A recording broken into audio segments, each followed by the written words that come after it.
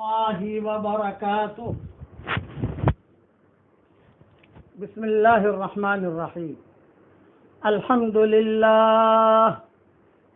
لله نحمده ونستعينه ونستغفره ونؤمن به ونتوكل عليه ونعوذ بالله من شرور أنفسنا ومن سيئات أعمالنا ونعوذ بالله من شرور أنفسنا ومن سيئات أعمالنا من يهده الله فلا مضل له ومن يضلله فلا هادي له ونشهد أن لا إله إلا الله وحده لا شريك له ونشهد أن سيدنا ومولانا محمدا عبده ورسوله صلى الله عليه وعلى آله وأصحابه وبارك وسلم تسليما كثيرا كثيرا.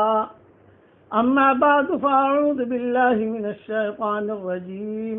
بسم الله الرحمن الرحيم.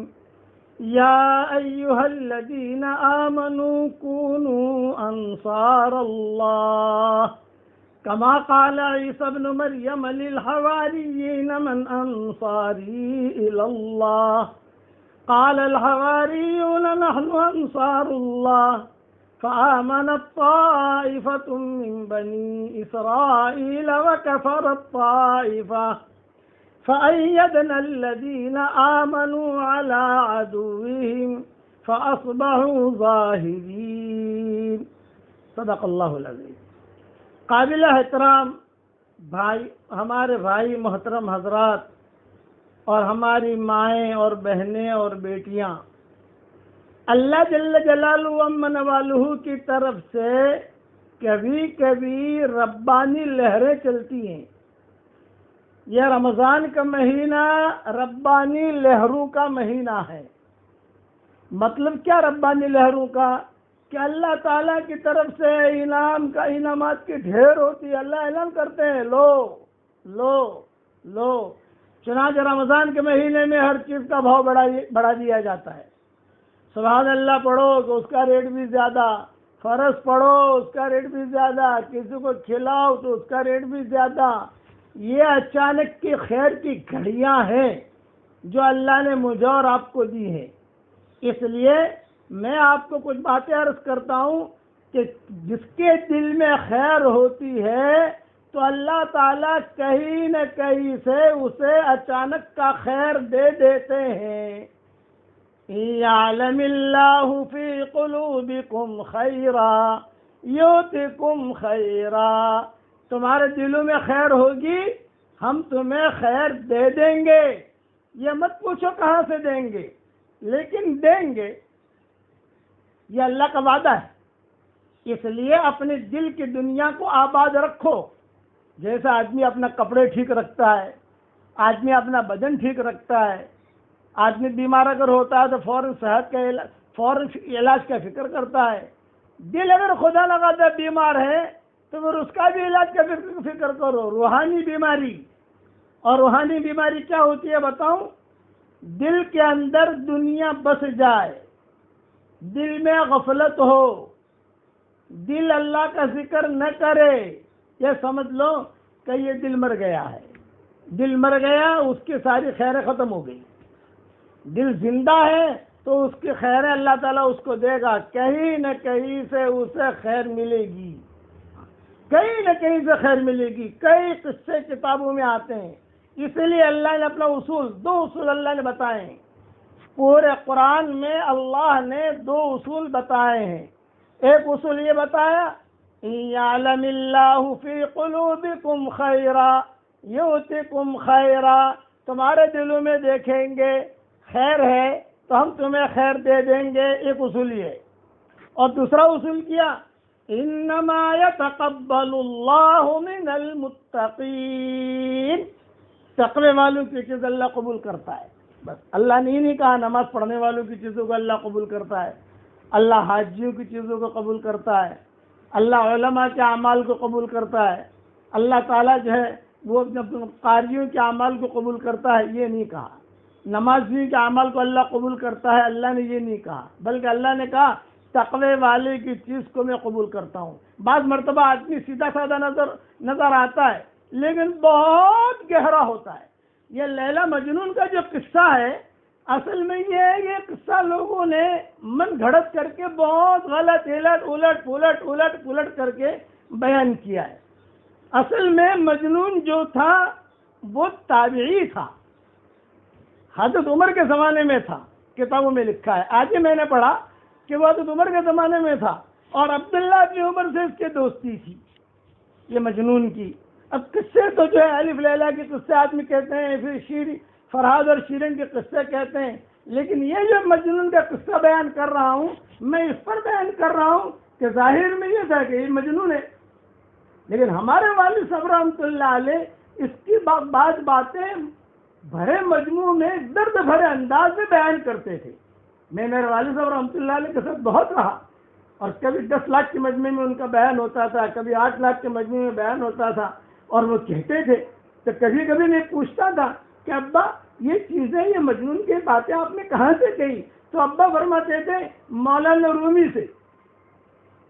یہ فرماتے تھے کہ مولانا رومی نے یہ باتیں کہی ہیں۔ چلو مولانا رومی نے کئی باتیں کہی ہیں تو میرے والد نے مجھے حوالہ دیا، میں تو آپ کو حضرت عمر کا حوالہ دے رہا ہوں کہ حضرت عمر کے زمانے میں یہ مجنون جو ہے یہ حضرت عمر کے سامنے آ کر ایک مرتبہ بہت رونے لگا۔ میں کس پر سناتا ہوں کہ آدمی سیدھا سادہ ہوتا ہے لیکن اللہ گیا اس کا بہت اونچا مقام ہوتا ہے۔ ظاہر میں دیکھنے میں جاتا ہے کہ سیدھا سادہ ہے لیکن اللہ گیا اس کا بہت اونچا مقام۔ چنانچہ کتابوں میں لکھا ہے کہ حضرت عمر دیکھتے تھے اس کو، بھئی لڑکا ہے، نوجوان ہے اور رو رہا ہے۔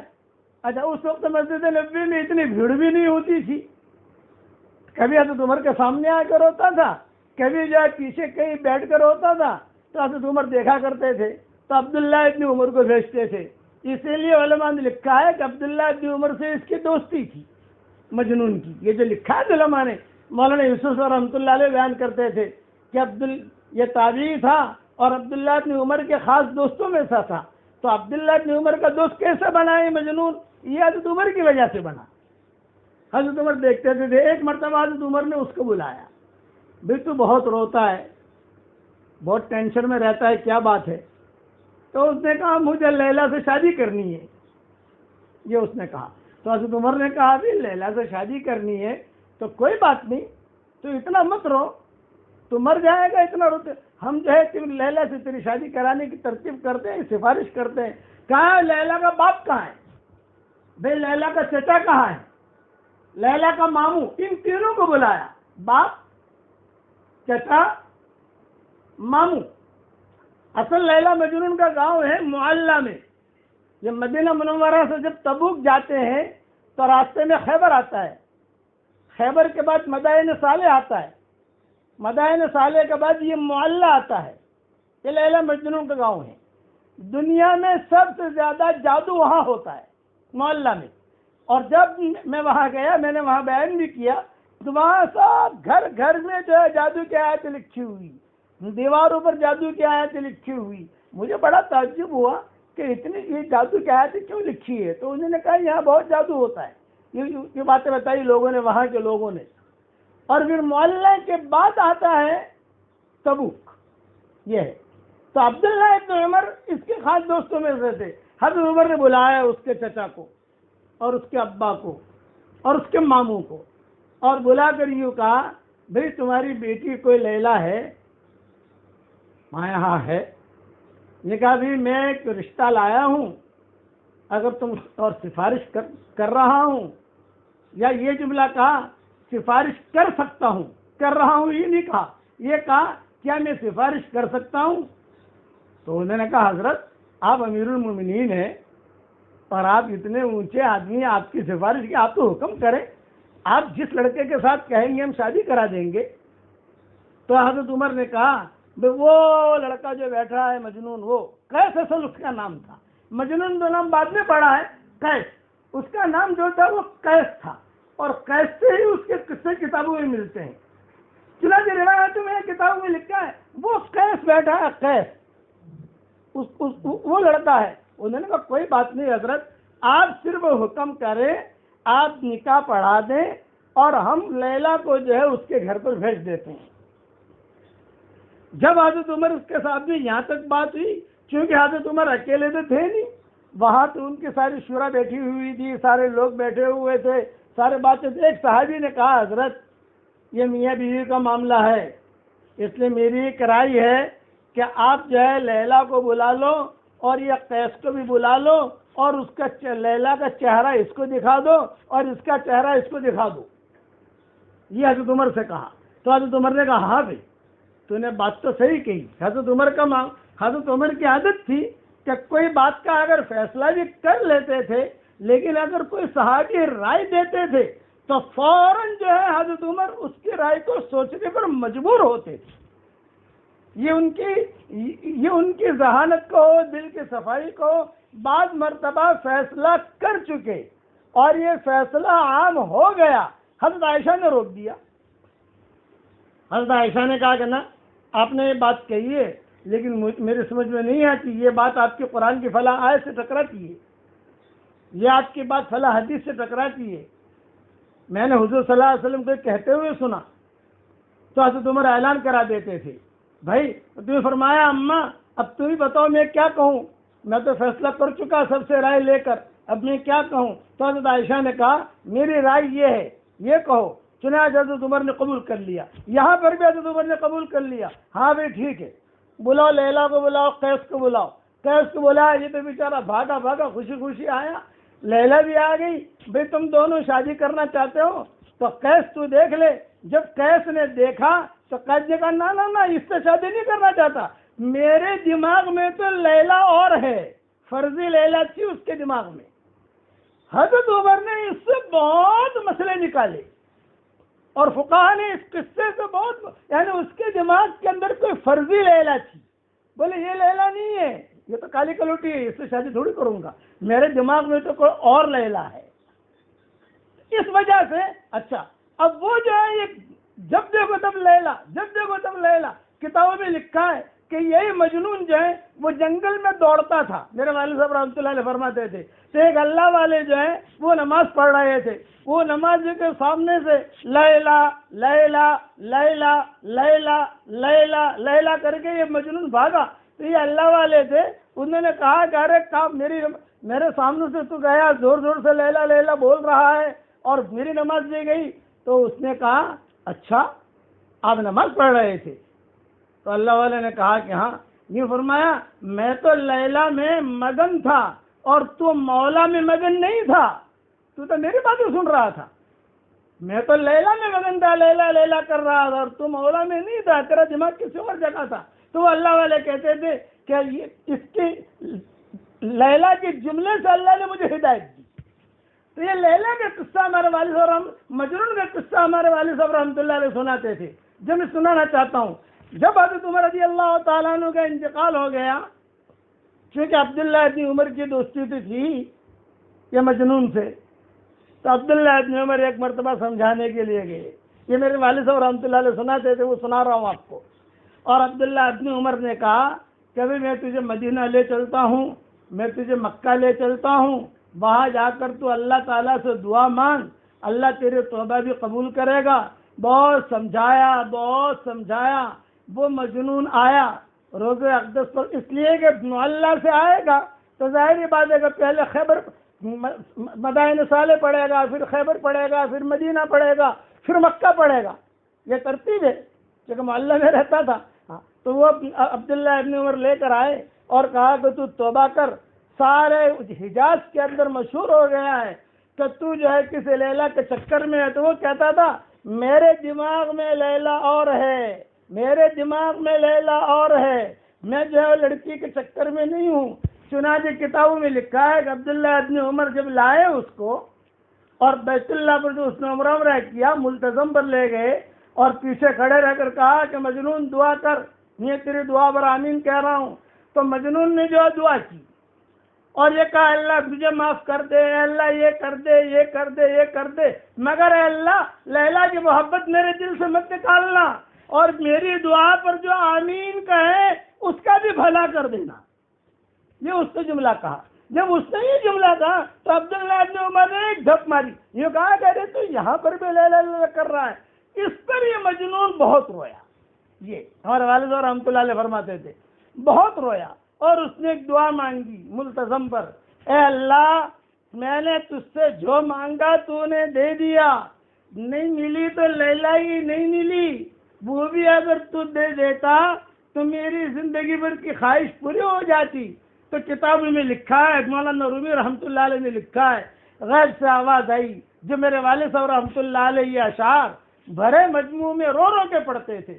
حسن ماید نالے شبہائے تو، حسن ماید نالے شبہائے تو، ذوقہ دارم بزاری ہائے تو، حسن ماید نالے شبہائے تو، ذوقہ دارم بزاری ہائے تو. اے مجنون تیرا راتوں کا رونا مجھے بہت پسند ہے. اگر لیلا سے تیری ملاقات کرا دوں گا تو میرے سامنے راتوں کو کون روئے گا؟ تو روتا جا میں دیکھتا جاؤں، تو روتا جا میں دیکھتا جاؤں. رونا مجھے بہت پسند ہے. اس پر ابا کہتے تھے اللہ تعالیٰ کو سب سے زیادہ پسند ہے رونا. یہ میرے والد صاحب رحمۃ اللہ علیہ کہتے تھے. کہتے کہ آدمی روئے، تنہائی میں روئے، آنسو بہائے. آنسو تین قسم کے ہوتے ہیں. ایک خوشی کے آنسو ہوتے ہیں جو ٹھنڈے ہوتے ہیں، ایک غمی کے آنسو ہوتے ہیں جو گرم ہوتے ہیں، اور ایک ندامت کے آنسو ہوتے ہیں کہ ندامت کے آنسو سب سے زیادہ قیمتی ہوتے ہیں. کتابوں میں لکھا ہے کہ ندامت کا آنسو یہ ایسا زبردست ہوتا ہے، ندامت دل میں آئے کہ میں نے اتنی زندگی گزار دی، آج میرے 70 سال ہو گئے، یعنی کتنے رمضان میری زندگی کے آ گئے، کتنی شب قدر آ گئی، کتنی شب برات آ گئی، کتنے حج آ گئے، اور کتنی سردیاں کتنی گرمیاں آ گئی، اور اب تک میں نے گناہ نہیں چھوڑا. اس پر جو نہ آنسو بہتے ہیں وہ آنسو سب سے زیادہ قیمتی ہوتے ہیں. کتابوں میں لکھا ہے کہ وہ آنسو اتنے قیمتی ہوتے ہیں جہنم کے جو بڑے بڑے خطرناک انگارے پہاڑ انگاروں کے، یہ ایک ندامت کا آنسو ان انگاروں کو بجھا دیتا ہے. اتنا قیمتی ہے. اسی لیے کہتے ہیں کہ اے میرے بندے، اللہ تعالیٰ خود فرماتے ہیں لو بلغت ذنوبک عنان السماء، تیرے گناہ زمین اور آسمان کے درمیانی حصے کو بھر دیں. دھیان سے سننا یہ حدیث کہ اگر گناہ زمین اور آسمان کے درمیانی حصے کو بھر دیں، ایک آدمی کے گناہ اتنے زیادہ نہیں ہو سکتے.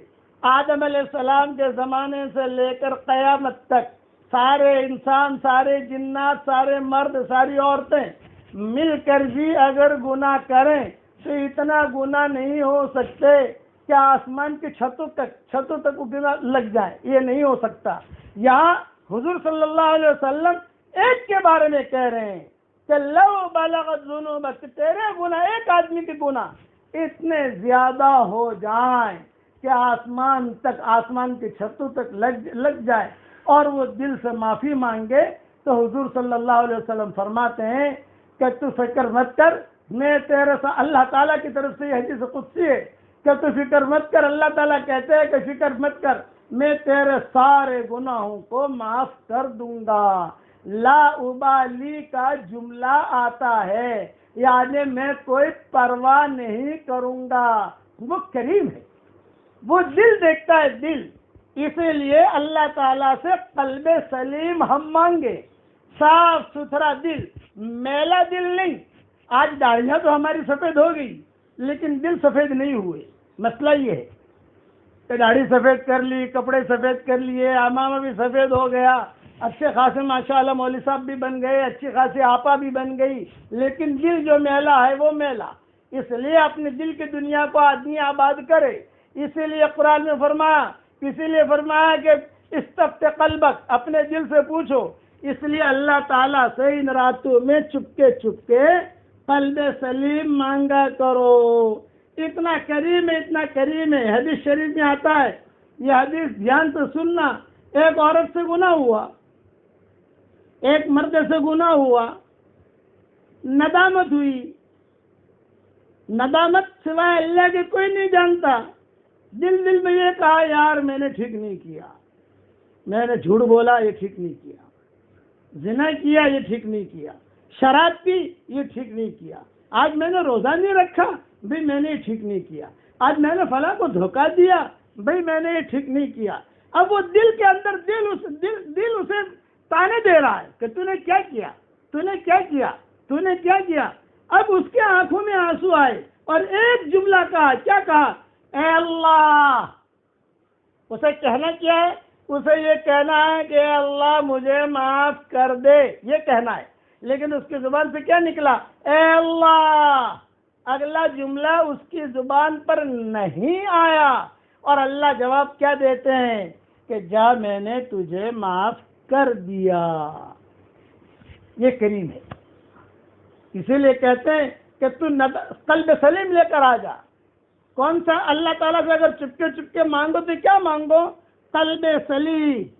اے اللہ سلامت والا قلب مجھے دے۔ قرآن شریف میں الا من اتى اللہ بقلب سلیم، قلب سلیم دے۔ جب قلب سلیم ہوگا تو اللہ تعالیٰ اچانک کا خیر دے دے گا، ایسی جگہ سے خیر ملے گی کہ تم کو وہم و گمان بھی نہیں ہوگا۔ ایک صحابی آئے حضور صلی اللہ علیہ وسلم کے پاس اور کہا کہ حضرت میں نے رات کو خواب دیکھا۔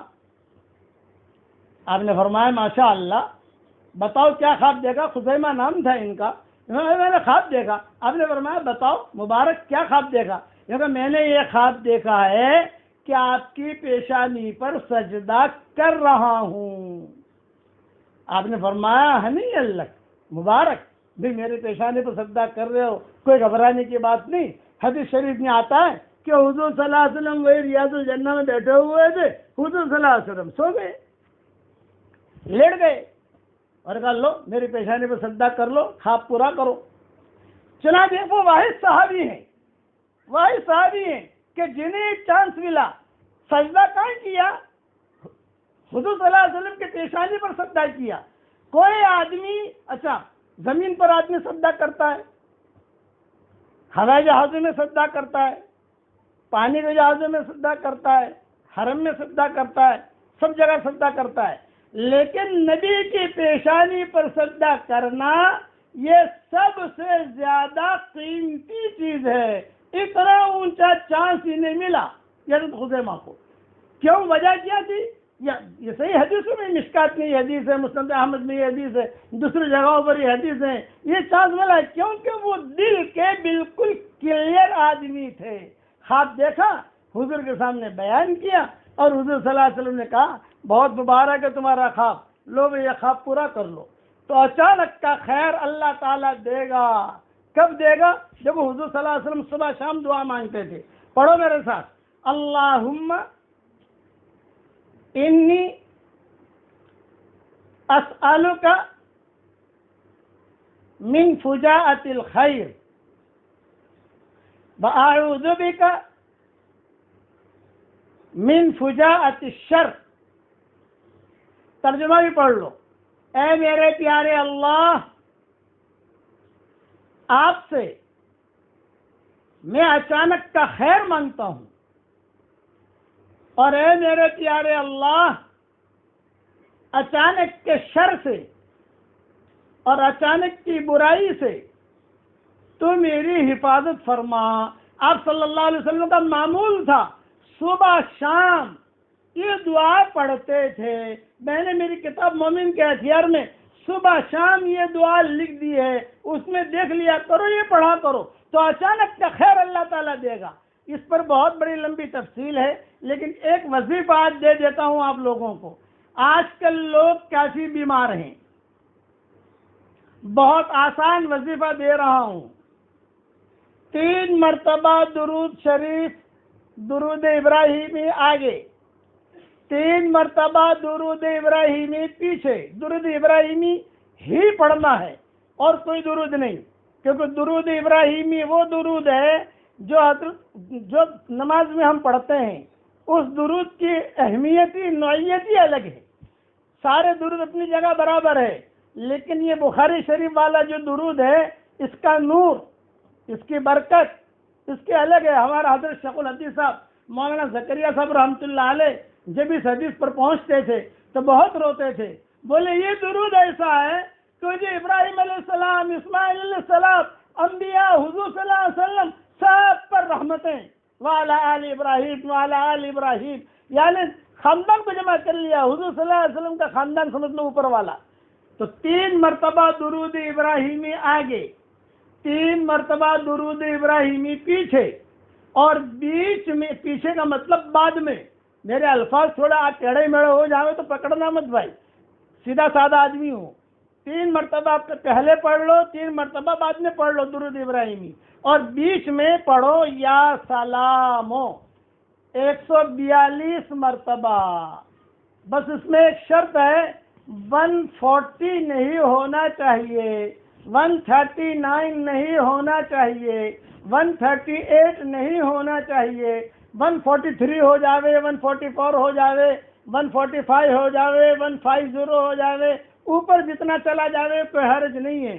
142 یا 142 سے اوپر، نیچے نہیں آنا چاہیے. اور یہ پڑھ کر پانی پر دم کر کے پانی پلا دو بچے کو، یا بچے پر دم کر دو، دواؤں پر دم کر کے پلا دو. انشاءاللہ اللہ کی ذات سے امید ہے کہ اللہ تعالی مکمل شفا دے گا. ایک خاتون ہمارے رشتہ داری میں تھی، ان کو تکلیف ہوئی، پیٹ میں گانٹھ، اس کے پیٹ کے اندر بہت بڑی گانٹھ، بڑی پریشان، اور سب ڈاکٹروں نے کہا کہ آپریشن کے علاوہ کوئی حل نہیں ہے، آپریشن کے علاوہ کوئی حل نہیں ہے، آپریشن کے علاوہ کوئی حل نہیں ہے. اسے یہ پڑھنے کا کہا. میں نے کہا بھائی آپ اسے پڑھتے رہیں. الحمدللہ ثم الحمدللہ. آج اس قصے کو میرے خیال سے 20 سال 22 سال ہو گئے، وہ خاتون نے پڑھا الحمدللہ. اور 1 مہینے کے بعد ڈاکٹر کے پاس گئی تو اس نے کہا وہ گاٹھ تو ہے ہی نہیں، وہ گاٹھ تو ختم ہو گئی. ارے کیسے ختم ہوئی؟ کہا یا سلام ہو. یہ یا سلام، سلام جو ہے سلامتی اللہ کا نام ہے. یہ سلام ہی حتی مطلع الفجر. اور یا سلاموں کا میں نے وظیفہ میری کتاب بکھری موتی میں بہت تفصیل سے بھی لکھا ہے، یہ دیکھ لینا. یہ آج کل لوگ چونکہ بہت پریشان ہیں، اس لیے یہ میری طرف سے ہدیہ ہے. پھر سے سن لو. بعض مرتبہ دھیان سے سنتے نہیں ہیں، بعد میں SMS کرتے ہیں، اس سے پھر ہمیں ٹینشن ہوتا ہے. 3 مرتبہ درود شریف پہلے، درود ابراہیمی، 3 مرتبہ درود شریف بعد میں درود ابراہیمی، اور بیچ میں 142 مرتبہ یا سلامو یا سلامو یا سلامو یا سلامو یا سلامو. 1 مرتبہ 24 گھنٹے میں پڑھ کر بچہ بیمار ہو، صحت مند ہو، پڑھ کے دم کر دو. انشاءاللہ بیماری اس سے جو ہے نا کئی کلومیٹر دور بھاگے گی.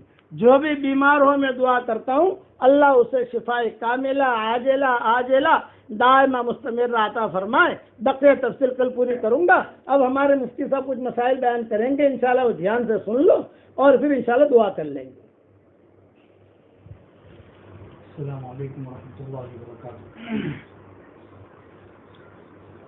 ہمارا جو اسلام ہے وہ بہت معتدل ہے. اسلام کے جتنے احکامات ہیں ان تمام احکامات پہ اگر ہم نظر ڈالتے ہیں تو ہمیں یہ بات سمجھ میں آتی ہے کہ اسلام میں بہت اعتدال ہے. اسلام نے جتنے احکامات دیے ہیں وہ انسان کی تربیت کے لیے اور انسان کی اصلاح کے لیے ہے. جیسے نماز ہے، فجر کی نماز کا حکم دیا ہے. فجر کے وقت میں انسان کو اٹھنا بہت بھاری پڑتا ہے، لیکن پھر بھی حکم ہے کہ اٹھ کے نماز پڑھو. گرمی کے روزے ہیں، انسان نہیں رکھ پاتا ہے، پھر بھی شریعت نے حکم دیا ہے روزہ رکھو. اس کے علاوہ زکوٰۃ ہے، بہت سے احکامات ہیں. ان پہ اگر ہم غور کرتے ہیں تو پتہ چلتا ہے کہ اس میں ہماری اصلاح اور انسان کی تربیت مقصد ہے. لیکن اس کے ساتھ ساتھ میں شریعت کے اندر بالکل ایسا بھی نہیں ہے کہ اگر انسان مجبور ہو، پریشان ہو، پھر بھی اس کے اوپر جبر کیا جائے، ایسا نہیں ہوتا. چنانچہ قرآن کریم خود کہتا ہے لا یکلف اللہ نفسا الا وسعها، کہ اللہ تبارک و تعالیٰ کسی انسان پر اس کی وسعت سے زیادہ اس کو مکلف نہیں بناتا. اس لیے شریعت میں مجبوریوں کے احکام میں تھوڑی سی تخفیف ہے. ایک انسان ہے وضو نہیں کر پاتا ہے تو اس کے لیے حکم ہے کہ چلو بھائی تیمم کر لو، گنجائش پیدا کر دیں. کھڑے رہ کر نماز پڑھنا ضروری ہے، کھڑے رہ کے نماز نہیں پڑھ سکتے، چلو بھائی بیٹھ کے نماز پڑھ لو. بیٹھ کے نماز نہیں پڑھ سکتے، چلو بھائی لیٹ کے نماز پڑھ لو۔ رمضان کا روزہ ہے، رکھنا ضروری ہے، لیکن کچھ مجبوریوں کی وجہ سے انسان نہیں رکھ پاتا ہے، چلو بھائی ابھی مت رکھو، بعد میں قضا کر لینا۔ بعد میں قضا کرنے کی بھی سکت نہیں ہے، چلو بھائی فدیہ دے دو۔ مستقل اس کی تفصیلات ہے جو گزشتہ رمضانوں کے اندر روزے کے مستقل مسائل بتا چکا ہوں۔ تو اس سے ہمیں یہ بات سمجھ میں آتی ہے کہ شریعت میں انسان کے اختیار اور انسان کی مجبوری، ان دونوں کے احکامات میں تھوڑا تھوڑا فرق ہے۔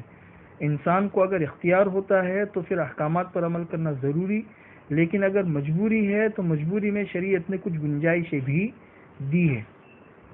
اب مسئلہ ہمارے سامنے جیسے یہ کورونا وائرس ہے، یہ وبائی مرض ہے، تو یہ عالمگیر ہے اور اس کے کیا کیا نقصانات اور لوگوں کو کیا کیا نقصانات اس سے ہو رہے ہیں وہ ہم سب کے سامنے ہیں۔ تو ظاہر سی بات ہے کہ اس وبائی مرض کی وجہ سے دو طرح کی مجبوریاں ہم میں سے ہر ایک کے سامنے ہیں۔ ایک تو خود انسان کی صحت اور بیماری سے متعلق کہ بہت سے لوگ اس کی وجہ سے بیمار بھی ہو رہے ہیں، بیماری کے علاوہ بھوک وغیرہ بھی ہے۔ تو ایک تو انسان کی اپنی ذاتی مجبوریاں ہے، دوسری مجبوریاں حکومت کے قوانین کی طرف سے کہ حکومت کے جو قوانین ہوتے ہیں وہ بہت سے معاملات کے اندر شریعت میں اس پر عمل کرنا ضروری بھی ہوتا ہے۔ تو یہ دونوں مجبوریاں ہیں، قانون کی مجبوری اور انسان کی اپنی ذاتی مجبوری۔ تو ان دونوں مجبوریوں کی وجہ سے کچھ احکامات میں تخفیف ہے۔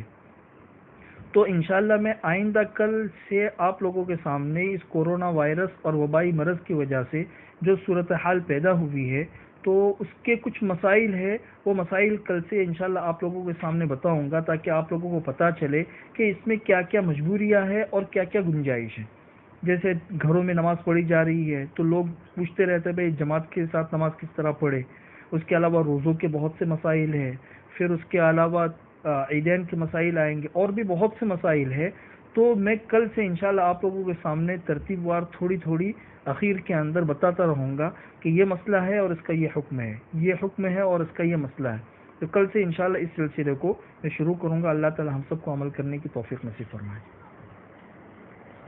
اللهم صل على محمد وعلى آل محمد كما صليت على إبراهيم وعلى آل إبراهيم إنك حميد مجيد يا أول الأولين ويا آخر الآخرين يا راحم المساكين يا ذا القوة المتين يا أرحم الراحمين اللهم لك الحمد أنت قيوم السماوات والأرض ومن فيهن لك الحمد أنت نور السماوات والأرض ومن فيهن لك الحمد إنك حق ووعدك حق ولقاؤك حق والنبيون حق ومحمد صلى الله عليه وسلم حق والساعة حق والساعة آتية لا ريب فيها اللهم لك الحمد أنت حق من ذكر وأجود من سئل وأوسع من أعطى اللهم يا سميع الدعاء اللهم ارفع عنا البلاء والوباء يا سميع الدعاء اللهم تقبل منا صيامنا وقيامنا وأقدامنا وأقلامنا وجميع أعمالنا عاجلا غير آجل يا رب العالمين اللهم اجعلنا لك ذاكرين واجعلنا لك شاكرين واجعلنا لك راكعين واجعلنا لك ساجدين واجعلنا لك صادقين اللهم اجعلنا من الذين يقال لهم يوم القيامة كلوا واشربوا هنيئا بما أسلفتم في الأيام الخالية اللهم اجعلنا منهم اللهم اجعلنا من الذين يقال له عند موته يا أيتها النفس المطمئنة يا أيتها النفس المطمئنة ارجعي إلى ربك راضية مرضية فادخلي في عبادي وادخلي جنتي اللهم اجعلنا منهم اللهم لا تردنا خائبين بل ردنا إلى ديننا ردا جميلا يا ذا الجلال والإكرام يا ذا الجلال والإكرام یا ذا الجلال والاکرام۔ اے اللہ ہمارے گناہوں کو معاف فرما، اے اللہ ہماری خطاؤں سے درگزر فرما، اے اللہ ہم اقراری مجرم ہیں، ہمیں ہمارے جرموں پر اقرار ہے، ہم جیسا گنہگار نہ تیری زمینوں نے دیکھا نہ تیرے آسمانوں نے دیکھا، اے اللہ، اور ہم نے تجھ جیسا کریم آقا بھی نہیں دیکھا ہے۔ ہم گناہ کرتے رہے تو ہمیں روزی دیتا رہا، ہم گناہ کرتے رہے تو ہمیں مال و منال دیتا رہا۔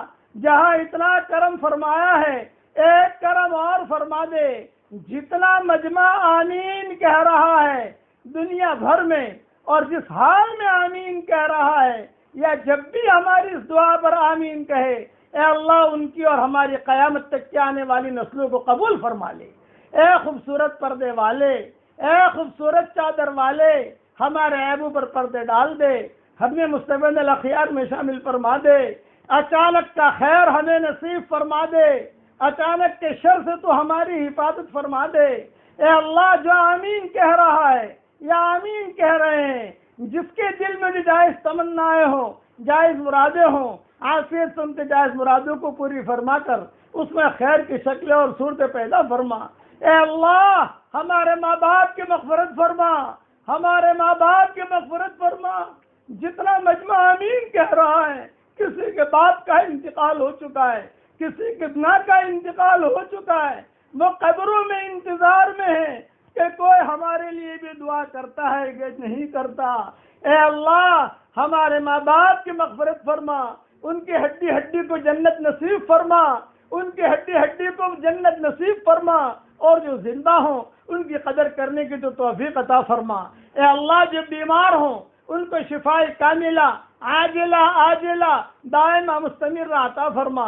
جن کے لڑکے اور لڑکیاں شادی کے لائق ہوں، غیر شادی شدہ ہوں، بہترین جوڑوں کا ان کے لیے انتظام فرما۔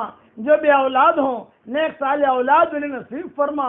اے اللہ، آپ کی رحمت تک پہنچنے کے لیے ہمیں بہت واسطوں کی ضرورت ہے، لیکن تیری رحمت کو ہم تک پہنچنے کے لیے کوئی واسطے کی ضرورت نہیں ہے۔ اے اللہ، ہمیں تیری رحمت کی چادر میں ڈھانپ لے، مرنے سے پہلے پہلے سچی پکی توبہ کی توفیق عطا فرما۔ حشر کے میدان کی رسوائیوں سے تو ہماری حفاظت فرما، حشر کے میدان کی رسوائیوں سے تو ہماری حفاظت فرما۔ موت کا آنا یقینی ہے، تجھے منہ دکھانا یقینی ہے۔ آج دوسروں کی موت کی خبریں ہمارے کانوں تک پہنچتی ہے، ایک دن ہماری موت کی خبر دوسروں کے کانوں تک پہنچے گی۔ کوئی پانی گرم کر رہا ہوگا، کوئی مشک اور عنبر لگا رہا ہوگا، کوئی نہلا رہا ہوگا، کوئی کفن تیار کر رہا ہوگا، کوئی مشک اور عنبر لگا رہا ہوگا، کوئی واٹس ایپ پر خبر دے رہا ہوگا، فلاں کی بیوی کا انتقال ہو چکا، فلاں کے بیٹے کا انتقال ہو چکا، فلاں کے باپ کا انتقال ہو چکا۔ اے اللہ، قیمتی گھڑیاں نکال لی جائیں گی، قیمتی موبائل یہی رہ جائیں گے، قیمتی چادریں چھڑوا لی جائیں گی، قیمتی لباس نکال لیے جائیں گے۔ اے اللہ، اے اللہ، لوگ ہمیں غسل دیں، اس سے پہلے غسل توبہ کی توفیق ہمیں نصیب فرما، اس سے پہلے غسل توبہ کی توفیق نصیب فرما۔ لوگ ہمیں کفن پہنائیں، اس سے پہلے ہمیں تقوی کا لباس پہنا دے، اس سے پہلے ہمیں تقوی کا لباس پہنا دے۔ ہماری آنکھوں میں تیری محبت کا سرما لگا دے، اور ہمارے دلوں میں تیری معرفت کا نور کوٹ کوٹ کے بھر دے۔ اے اللہ، کہ ہمارے دل کی تختیوں کو نورانی بنا دے۔ اے اللہ، جو ناجائز عشق میں مبتلا ہوں، عافیت سے انہیں ناجائز عشق سے نجات دے دے، اور تیری محبت، تیرے نبی کی محبت ان کے دلوں میں ڈال دے۔ اے اللہ، جو مانگا وہ عطا فرما، مانگنے سے رہ گیا وہ عطا فرما۔ حضرت محمد صلی اللہ علیہ وسلم نے جتنی خیر کے لائن کی دعائیں مانگی ہیں وہ سب تو ہمارے لیے قبول فرما، اور جن شرور سے پناہ چاہی ہو ان شرور سے تو ہماری حفاظت فرما، اور ہماری اس دعا پر دنیا میں جہاں کہیں آمین کہی جا رہی ہے ان کی اور ہماری قیامت تک کے آنے والی نسلوں کو تو قبول فرما دے۔ اے اللہ، ہمیں نماز پڑھنے والا بنا دے، ہمیں ذکر کرنے والا بنا دے۔ اے اللہ، ہمیں تیرا محبوب بندہ اور بندی بنا دے۔ ہر وہ کام کرنے کی توفیق عطا فرما جس سے آپ راضی ہوتے ہوں۔ اور ہر اس کام سے بچنے کی توفیق عطا فرما جس سے آپ ناراض ہوتے ہوں۔ اے اللہ اپنے فضل و کرم سے ہماری ساری دعاؤں کو قبول فرما۔ ان اللہ وملائکتہ یصلون علی النبی یا ایھا الذین آمنوا صلوا علیہ وسلموا تسلیما۔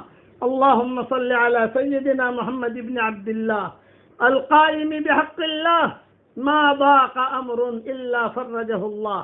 ربنا آتنا في الدنيا حسنة وفي الآخرة حسنة وقنا عذاب النار۔